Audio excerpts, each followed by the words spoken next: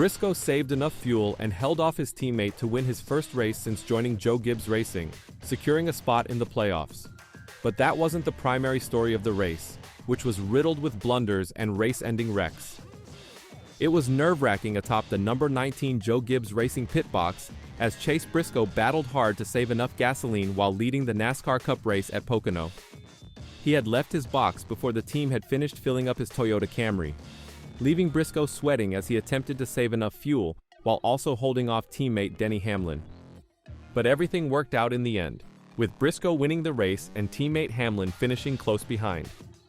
Briscoe ended up leading 72 of the 160 laps and was well aware of who was following him. "It was a lot," said Briscoe when asked about the pressure. "It was kind of weird. I wasn't driving hard. It's not like I was on the ragged edge. It was so hard to have a guy chasing you, right? Probably the guy that's the greatest of all time here, trying to save fuel and everything else."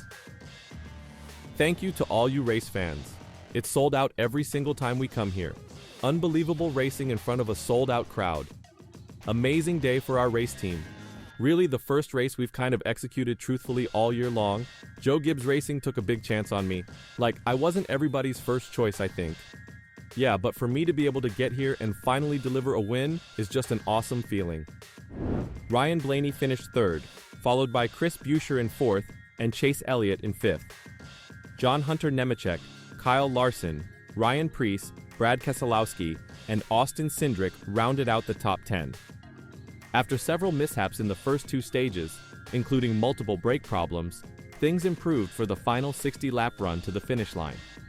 By this time in the race, 2 of the 2311 racing drivers had crashed due to brake failure, while Tyler Reddick ran behind the wall to try to remedy the problem and avoid a repeat. Briscoe began the final stage in the lead as everyone raced to the final fuel window. Briscoe was one of the first to dive into pit road with 40 laps remaining. The majority of the field followed suit, but a few drivers elected to gamble and extend the run. Brad Keselowski was one of those who appeared to be quick all day, but never got a break. He was leading earlier in the race, but he made a surprising mistake by diving into the pits before they were open. But later in the day, he was back out ahead when disaster struck again. Shane Van Gisbergen, who won in Mexico City last weekend, spun, resulting in the race's final caution with 35 laps to go. Keselowski lost all of his track position as a result, while Briscoe returned to the lead. However, not everything went well for Briscoe. He did not wait for fuel during his pit stop, leaving the box as soon as the jack dropped, forcing him to save all gasoline for the last 30-lap run. His JGR teammate was right behind him, but Hamlin could never reach him. Struggling to do anything in bad air, Briscoe was able to conserve a lot of fuel and reach the checkered flag. Briscoe won in Pocono for his third win in his career, and the first since joining JGR prior of the 2025 season. Briscoe is the 11th different winner this year. Keselowski, an experienced driver, had to pass a lot of cars to finish in the top 10 at Pocono, but it could have been even better. On lap 56 of Pocono Raceway, the RFK Racing co-owner made a stunning miscalculation. The cameras focused on Brad Keselowski when he entered pit road, but he was the only one. What's the reason? Pit road was blocked, and Keselowski had just willingly surrendered all of his track position.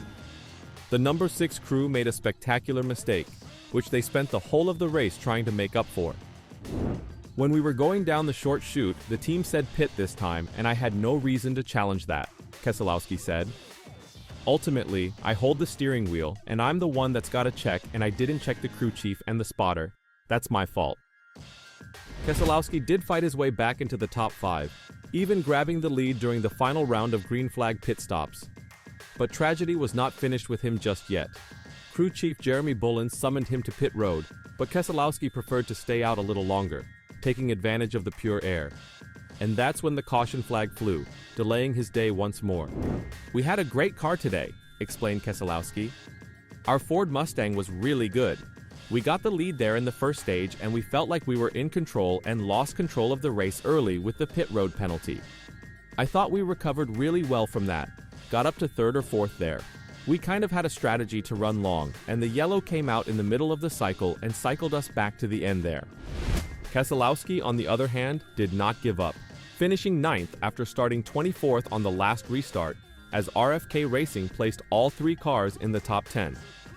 Speaking more about the costly decision to run long, Keselowski added that his crew chief asked me to pit the lap before, and I was in a clean air spot and I wanted to keep running, taking advantage of my tires.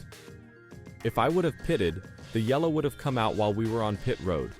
We probably would have cycled inside the top 10 on new tires. Might have had a shot to win the race. So, I feel bad about not taking advantage of that. Sunday's NASCAR Cup race at Pocono Raceway wasn't only a letdown for Keselowski, as 2311 Racing faced its own issues as well. The squad fought braking troubles, culminating in 2 damaged race cars and a third barely clinging on. Riley Herbst's number 35 Toyota collided with the wall on lap 41, prompting the first yellow flag. At first, it appeared to be a flat tire, but it was actually a brake failure. Unfortunately, it was not an isolated event. Just 13 laps later, his teammate Bubba Wallace crashed much worse when a brake rotor exploded on his number 23 Toyota. Both drivers were unharmed, but neither was able to proceed. Wallace finished 36th and Herbst 37th with only 1 point each. "Nothing," said Wallace when asked if he had any warning inside the car. "I was going to battle the #17, Chris Buescher, and the #2, Austin Cindric, and by the time I was ready to touch the pedal, it just went to the floor and the brakes exploded. I hate it. We've had 2 or 3 good races in a row, and there goes the bad luck again. They told me there's no such thing as bad luck, we create our own luck. I hate it for my guys, I hate it for McDonald's." We knew it was going to be a grind, and I was mentally prepared for that all day. As frustrating as it gets not being able to pass here in Pocono, we were going to just take our lumps and march our way through and set ourselves up for the end of the race, but the brakes just didn't want to hang on that long. Wallace is now only 29 points above the danger zone after his DNF. Herbst was equally astonished by the situation. "I've grown up watching these races at Pocono, and seeing what happened to me happened to a lot of other guys. It was a scary feeling for sure. I was just starting to get tight. Just a bad adjustment on my part. Getting into turn 1, the brakes just went to the floor. A brake rotor exploded, and I was along for the ride with our Monster Energy Camry XSE. Tyler Reddick, their only remaining teammate on the track, had been notified of the issue. The number 45 team chose to bring his car behind the wall to inspect the brakes, hoping to escape the same fate.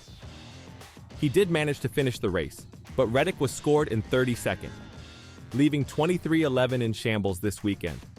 So, what's your take on the Pocono race? Was it a good one? Was it filled with too many race-deciding errors? Let me know what you think in the comments down below.